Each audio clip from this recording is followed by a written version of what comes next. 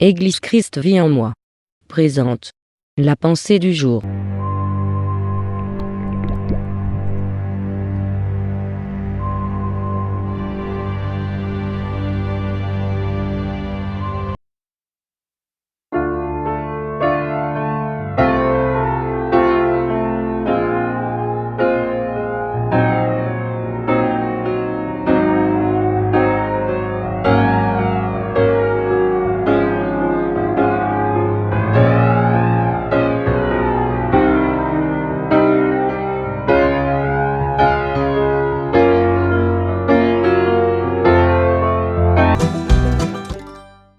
Église Christ vit en moi présente la pensée du jour avec le pasteur Jean. Bienvenido hermano y hermana en ese programa de hoy, la pensée du jour.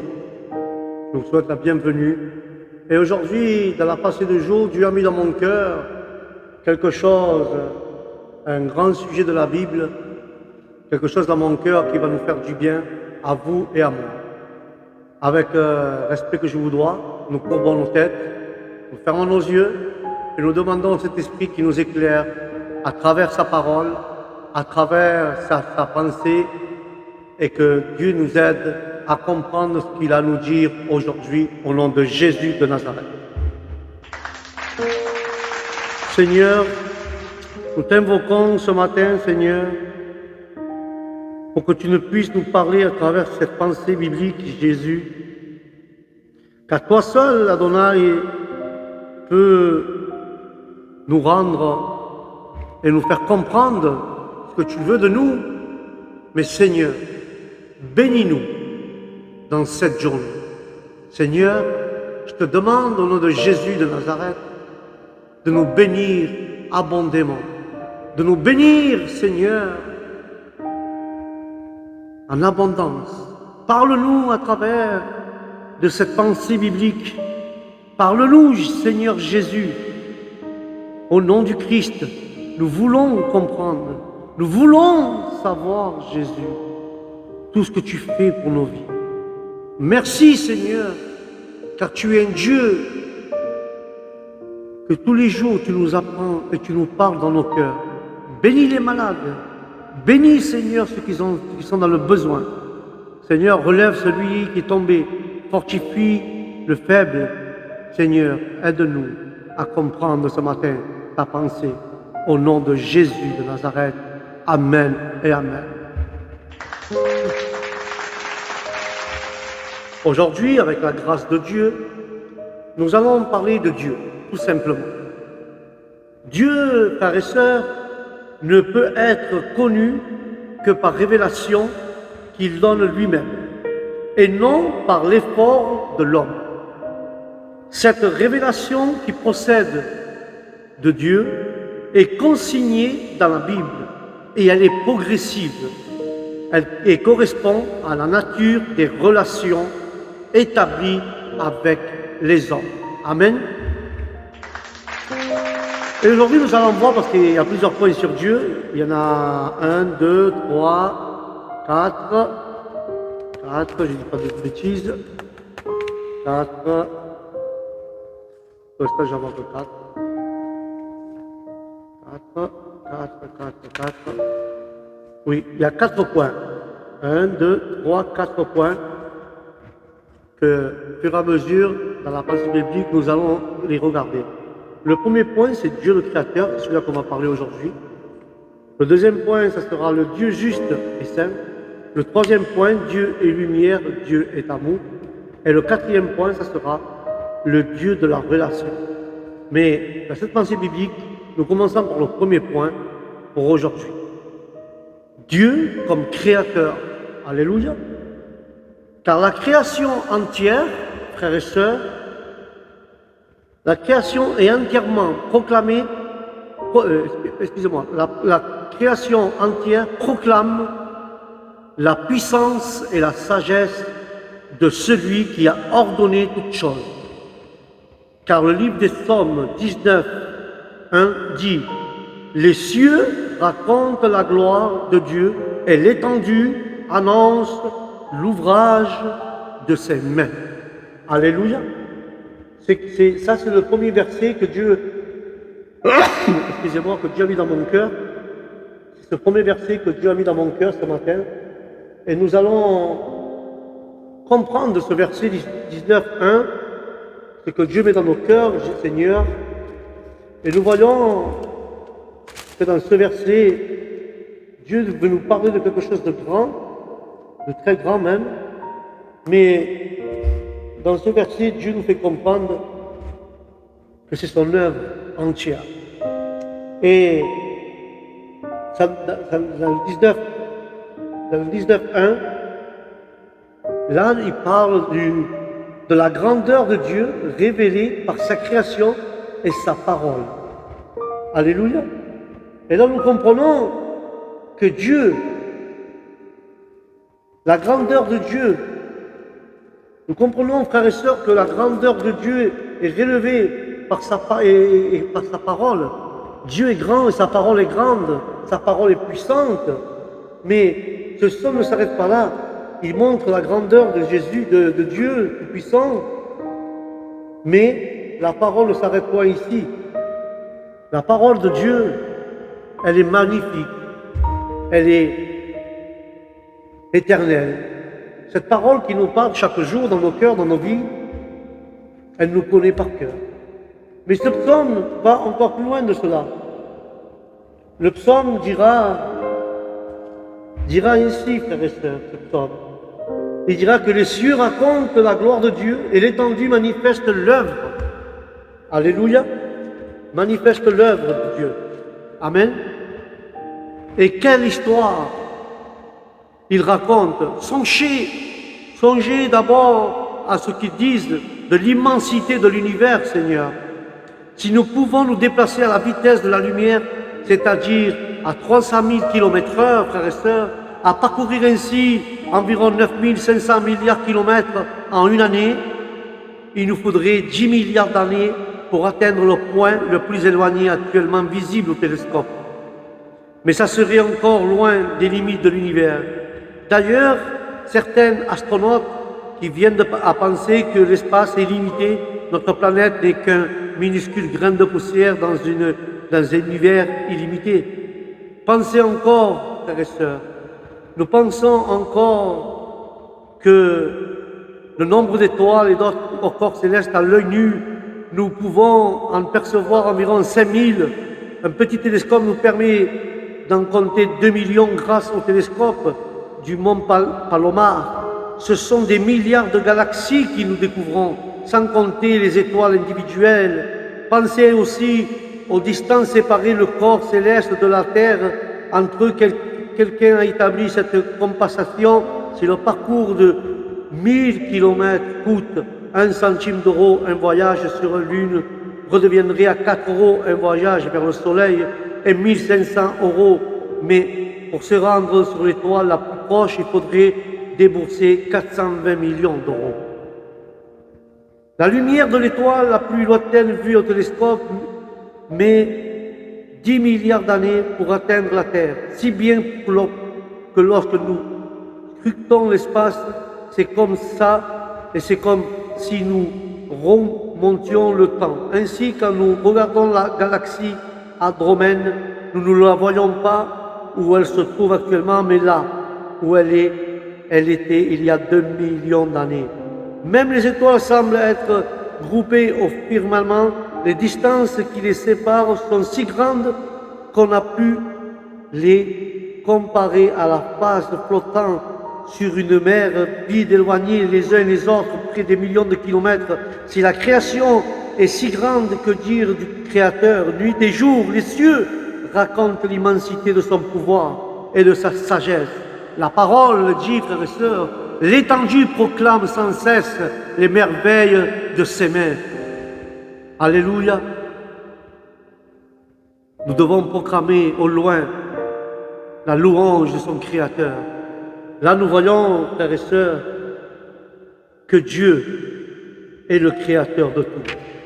Nous devons, frères et sœurs, avec la grâce de Jésus-Christ, avec la grâce de Dieu, nous devons comprendre que la création d'elle-même montre le grand Dieu que nous avons et le Créateur de tout, au nom de Jésus de Nazareth.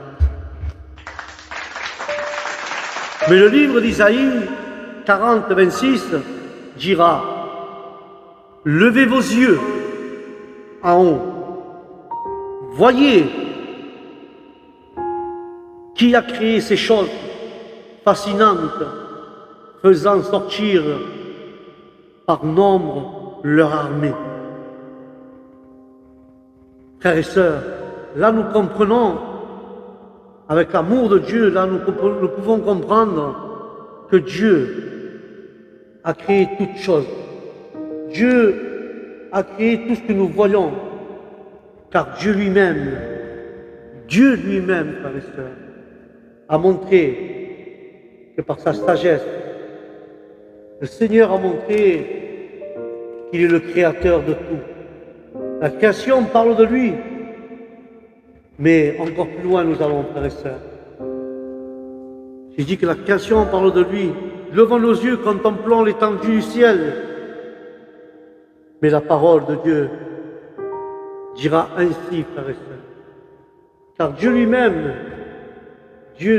frères et sœurs, nous voyons dans ce livre que quelle image faite par l'homme pourrait dépeindre un Dieu si grand.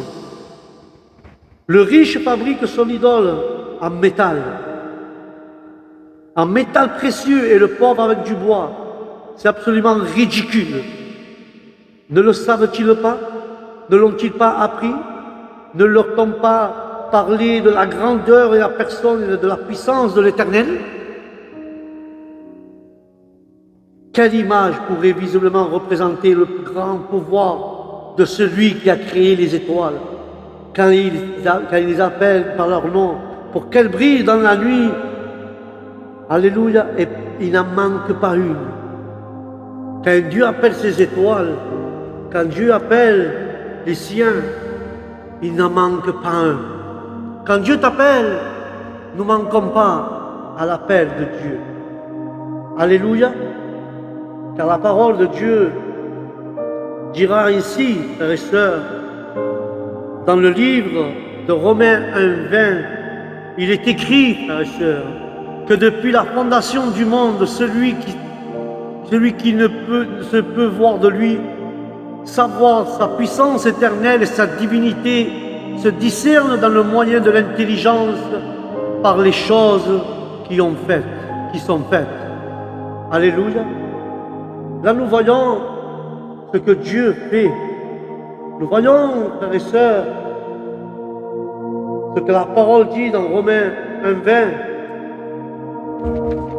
La parole nous parle du grand Dieu créateur que nous avons. Et toutes choses étaient faites par lui. Toutes choses ont été faites par Dieu. Toutes choses. Car la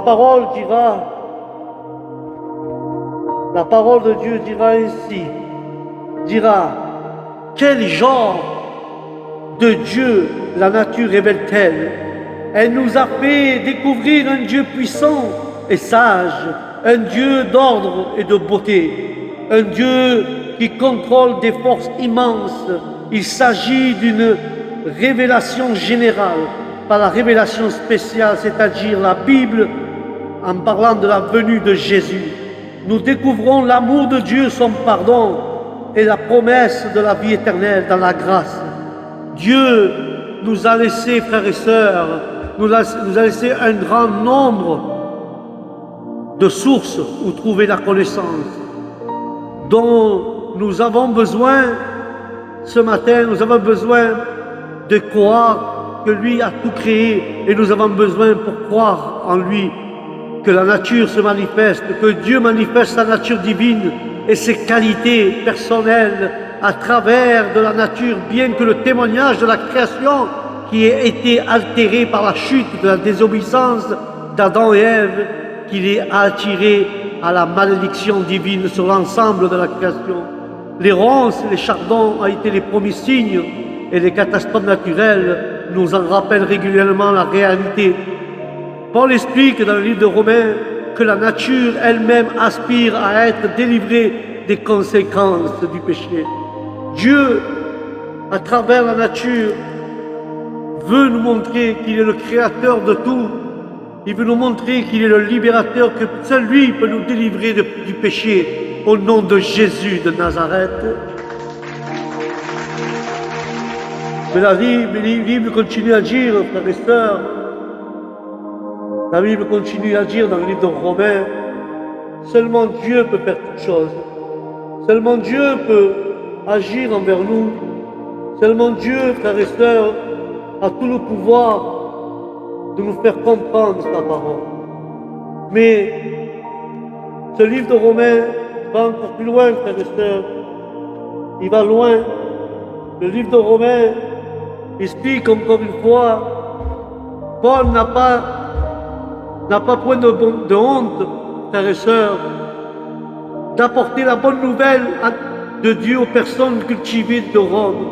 Mais si ce message s'avère, frères et sœurs, si ce message s'avère, la gloire est à toi, Seigneur.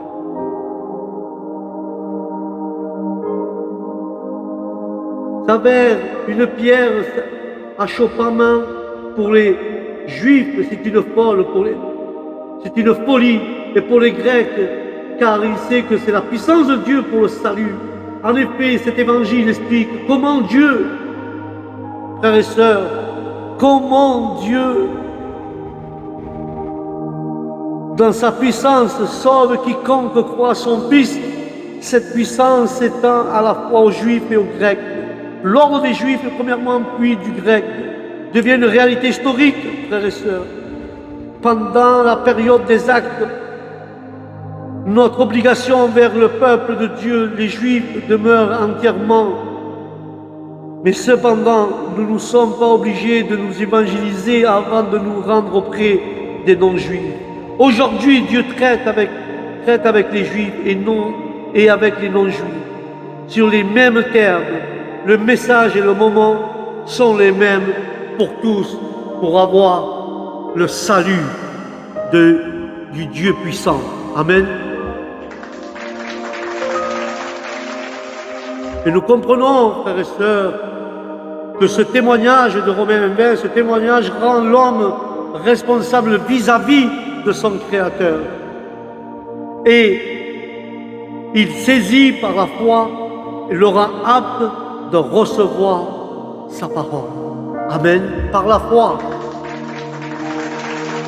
Par la foi, frères et sœurs, nous recevons sa parole au nom de Jésus.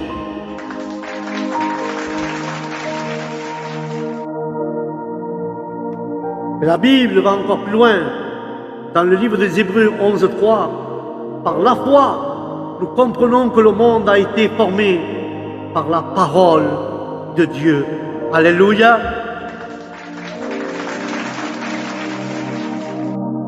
Nous comprenons, frères et sœurs, que dans le livre Hébreux 11.3, que par la foi, nous croyons que tout a été créé par la parole de Dieu. Alléluia. Seulement par la foi, nous croyons, frères et sœurs. Nous croyons en un Dieu vivant.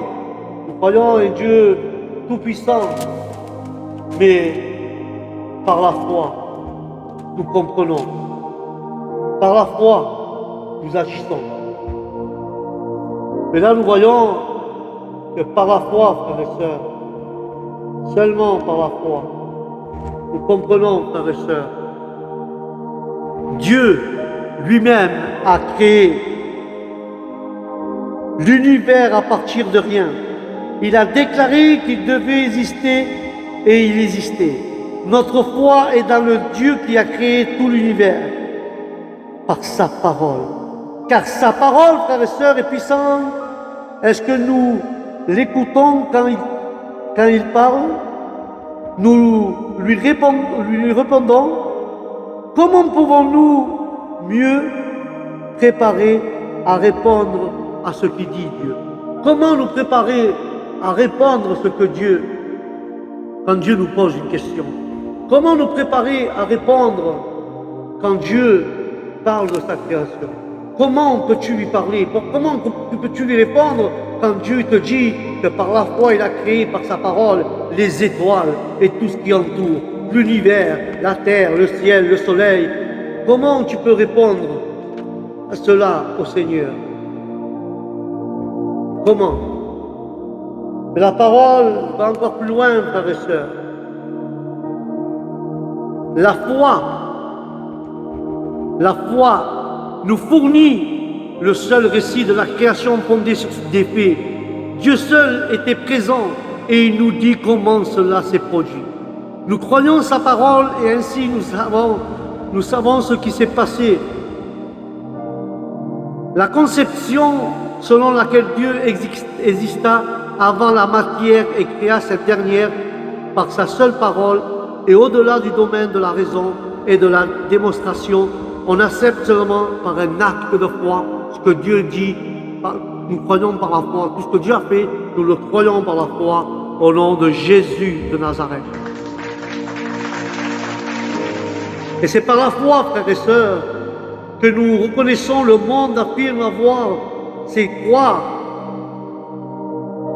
La foi, c'est croire. Dieu déclare croire, c'est voir. Jésus dit à Marthe, ne te l'ai-je pas dit que si tu crois, tu verras? L'apôtre Jean écrit, je vous ai écrit ces choses afin que vous sachiez, vous qui croyez. Celui-là qui croit, il croit par la foi. Et dans le domaine spirituel, la foi précède la compréhension. L'univers a été formé par la parole de Dieu. Dieu parla et la matière apparut. Cette réalité s'accorde parfaitement avec la découverte faite par Dieu, selon laquelle la matière se compose essentiellement énergie. Quand Dieu parle, un flot d'énergie se manifeste sous forme d'ondes sonores, puis celle-ci transforme en matière et l'univers apparut. En sorte, ce qu'on voit a été fait des choses visibles, n'a pas été par des choses visibles. L'éternel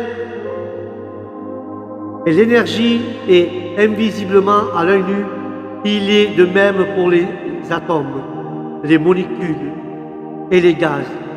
Mais combinés, ils deviennent visibles. La réalité de la création, frères et sœurs, ici, présentée ici dans l'Hébreu 11.3, est incontestablement, elle n'a jamais été mieux formulée et ne le sera jamais au nom de Jésus de Nazareth. Et quand nous voyons ceci, frères et sœurs,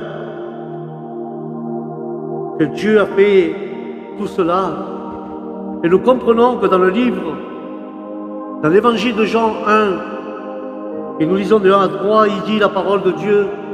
Au commencement était la parole, et la parole était auprès de Dieu. Et la parole était Dieu. Elle était au commencement auprès de Dieu. Toutes choses furent faites par elle, et sans elle, pas une chose ne fut faite de ce qui a été fait au nom de Jésus.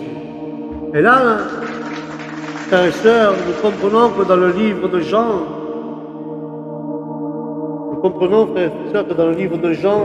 il est écrit ainsi,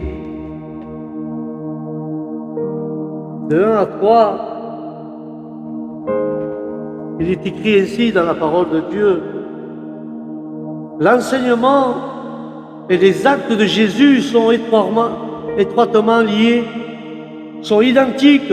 Jean le présente comme étant entièrement l'homme et entièrement Dieu. Même s'il a pleinement revêtu de notre humanité, Jésus n'a jamais cessé d'être le Dieu éternel qui a toujours existé. Celui qui a créé et maintient tout, qui est la source de la vie éternellement, telle est la vérité concernant Jésus, tel est le fondement de toute vérité. Si nous ne croyons pas à cette vérité fondamentale, nous n'aurons pas suffisamment de foi pour lui confier notre destinée et notre vie éternellement. C'est pourquoi Jean a décrit cet évangile pour donner un appui solide à notre foi et à notre confiance en Jésus-Christ, afin que nous croyions qu'il a été vraiment le Fils de Dieu au nom de Jésus. Mais là, nous comprenons, frères et sœurs, Jean s'adresse aux croyants et partout qu'ils soient, juifs ou non juifs, en tant que disciple de Jésus, il a été témoin de sa vie. Ce qui garantit l'authenticité de son récit. Le livre n'est pas une biographie comme celui-là de Luc, il est une présentation thématique de la vie de Christ. Nombre de ses lecteurs étaient issus d'un milieu grec. Or, la culture grecque encourageait le culte de nombreux dieux à la mythologie dont le caractérisme surnaturel était aussi important pour les Grecs que la géologie l'était pour les Juifs. Jean montre que non seulement Jésus est différent de ces divinités mythologiques, mais qu'il leur est aussi supérieur. Nous arrive-t-il de penser que notre vie est trop compliquée pour que Dieu puisse la comprendre? Rappelons-nous, frères et sœurs, qu'il a créé l'univers et que rien est trop difficile pour lui. Dieu l'a créé et il est vivant aujourd'hui et son amour est plus grand que n'importe quel problème auquel nous pourrions faire face au nom de Jésus de Nazareth.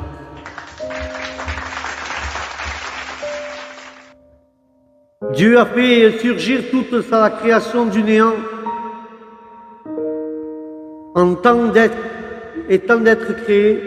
Nous n'avons aucune raison de faire preuve d'orgueil. Oublions que nous devons à Dieu notre existence même, de tous nos dons viennent de lui. Avec Dieu, on est un être unique, qui a de la valeur. Sans Dieu, on n'est rien.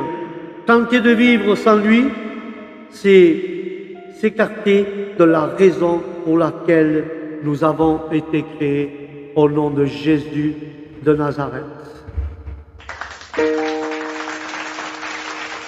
Et nous voyons, frères et sœurs, que Jean nous parle du Dieu puissant, mais aussi au commencement était la parole. Christ n'a pas de commencement, mais il exista depuis, il exista avant, de toute éternité. Aussi loin que l'esprit de l'homme peut remonter, le Seigneur Jésus était présent. Il ne fut jamais créé et ne courut jamais de commencement. Dans cet évangile qui souligne que Jésus est le Fils de Dieu, toute la généalogie serait déplacée. La parole était avec Dieu. Christ possédait une personnalité distincte. Il n'était pas seulement une idée, une pensée ou une sorte d'exemple, mais une personne réelle qui vivait avec Dieu au nom de Jésus de Nazareth.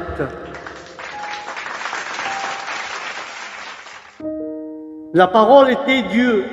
Non seulement Christ demeurait avec Dieu, mais il était lui-même Dieu. La Bible enseigne qu'il n'y a qu'un seul Dieu, et en ce Dieu unique, trois personnes, le Père, le Fils et le Saint-Esprit. Chacune de ces trois personnes est Dieu.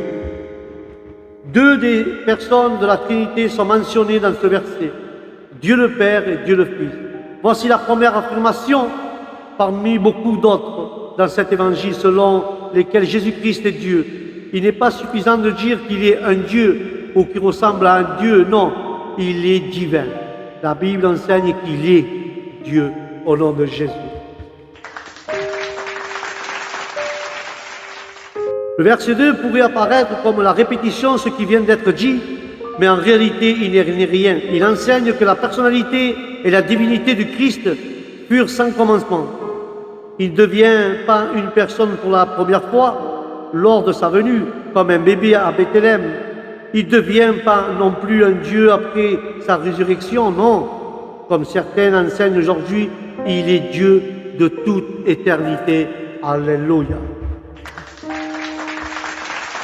Et nous voyons le verset 3 qui dit « Toute chose a été faite par lui, par la parole.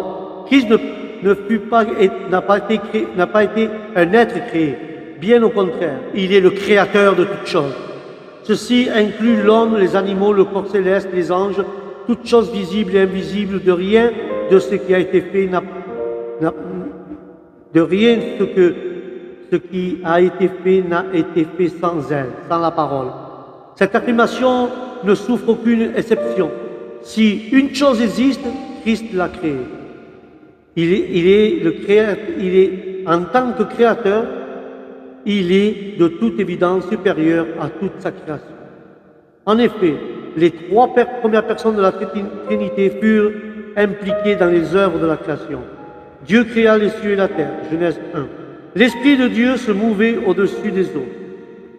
Là, nous voyons l'Esprit Saint aussi qui est créateur. Et tout ce qui a été créé par lui, en parlant de Christ, est pour lui. Alléluia. La Trinité, toutes les trois personnes ont fait la création. Un seul Dieu, mais les trois personnes ont participé à la création. L'Esprit Saint, Dieu le Père et Jésus-Christ. Amen. Nous devons croire ça par la foi, Seigneur, que ces trois choses, la Trinité a créé le monde, a créé l'univers, les trois personnes, Dieu le Père, Dieu le Fils et le Saint-Esprit. Alléluia. Et je vais conclure avec ce dernier verset dans Colossiens 1,16. Il dit, par lui, le Fils, en parlant de Jésus, ont été créées toutes choses, et les choses qui sont dans les cieux et les choses qui sont sur la terre ont été créées par lui. Alléluia. Et là, nous allons comprendre ce que Dieu veut nous dire dans ce livre de Colossiens 16. Nous comprenons que Dieu, quelque part, veut nous apprendre quelque chose. Puisqu'il considère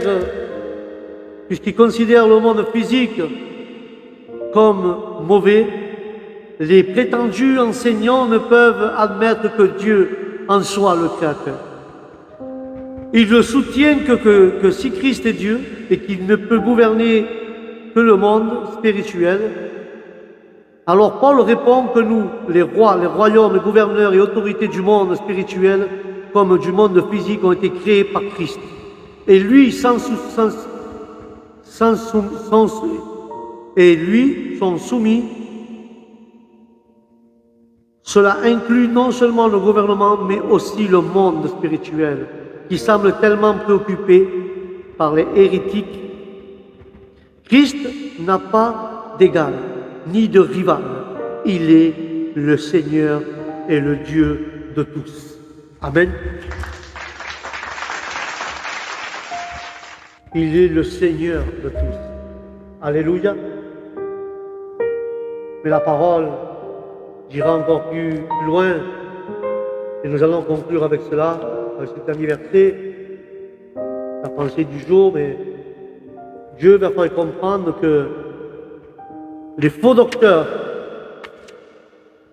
utilisent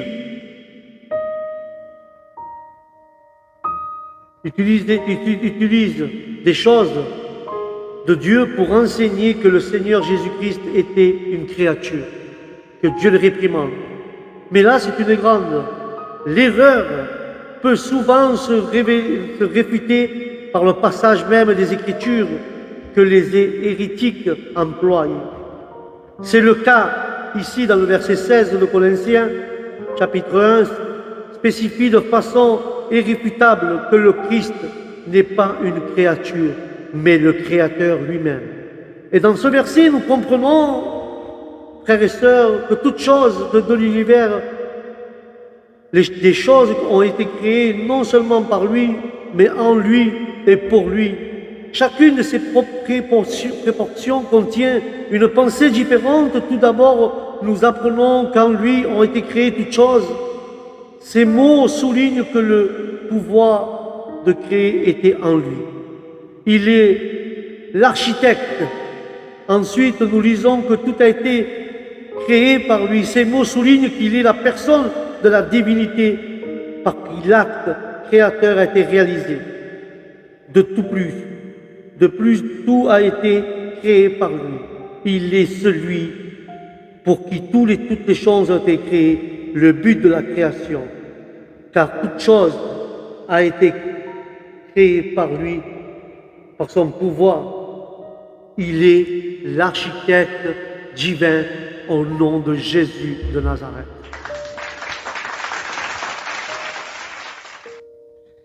Mais la parole continue à dire, et Paul insiste beaucoup sur le fait que toutes les choses qui ont été créées en Christ, elles soient dans les cieux ou sur la terre, ce qui ne laisse aucune possibilité de prétendre que bien qui a créé certaines choses, il était lui-même l'origine de la création.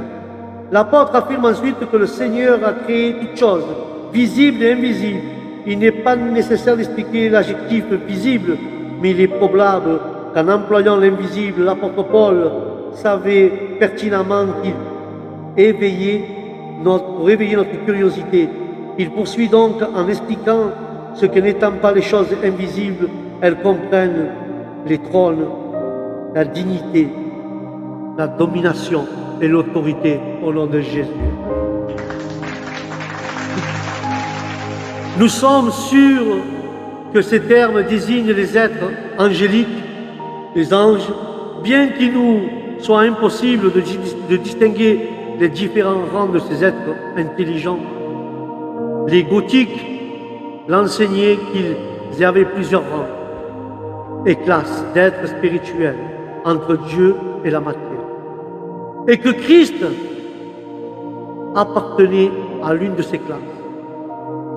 De nos jours, les spirites, les gens spirituels, le spiritisme, affirment que Jésus-Christ est un esprit parvenu de la 6e sphère, que Dieu les réprimande. Les témoins de Jéhovah disent qu'avant la venue sur terre de notre Seigneur, il était un ange créé et qu'il était que l'autre que l'ange Michel ou Michael. Mais ici, nous voyons que Paul réfute avec force à de telles affirmations absurdes en déclarant de la manière la plus claire que le Seigneur Jésus-Christ est le créateur des anges et en réalité, il est le créateur de tous les êtres, qu'ils soient visibles ou invisibles, au nom de Jésus de Nazareth. À toi la gloire, à toi l'honneur, au nom de Jésus. Paul démontre que toutes ces choses, que ce soit les témoins de Jéhovah, les gothiques, ils inventent des choses, mais Paul affirme que Dieu est le créateur de tous les êtres humains, des anges, de tout ce qu'il y a autour, de toute la terre, le ciel, la mer, ce qu'il y a sous la mer, les étoiles, la galaxie, l'univers.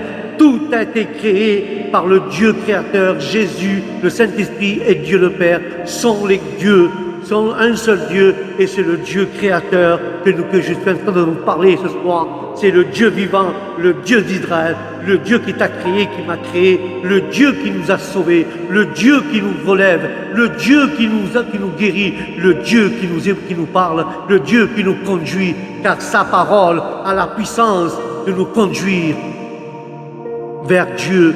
La parole a la puissance de nous amener vers le ciel auprès de Jésus-Christ. Et nous le croyons par la foi, nous devons croire cela, que Dieu est le seul créateur de toutes choses invisibles et visibles au nom de Jésus de Nazareth. Voilà mes frères et mes sœurs, la pensée du jour arrive à son terme. J'espère que ça vous a fait du bien dans vos cœurs, dans votre âme et dans votre esprit. Mais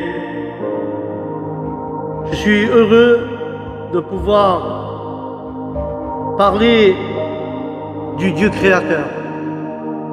Je suis heureux de connaître ce Dieu vivant. Mais j'espère que vous aussi. Mais le seul créateur que personne n'avait toutes pensé, c'est Jésus, le Fils, Dieu le Père et le Saint-Esprit sont un seul Dieu, et les trois ont participé à la création du monde et de l'univers et des choses invisibles et visibles au nom de Jésus. Sur ces bonnes paroles, frères et sœurs, nous devons nous quitter. Que Dieu vous bénisse abondamment. Que la paix de Dieu soit dans votre âme, dans votre esprit et dans vos maisons. Que Dieu vous bénisse. Shalom. et à la prochaine émission. Alléluia. Que Dieu vous bénisse.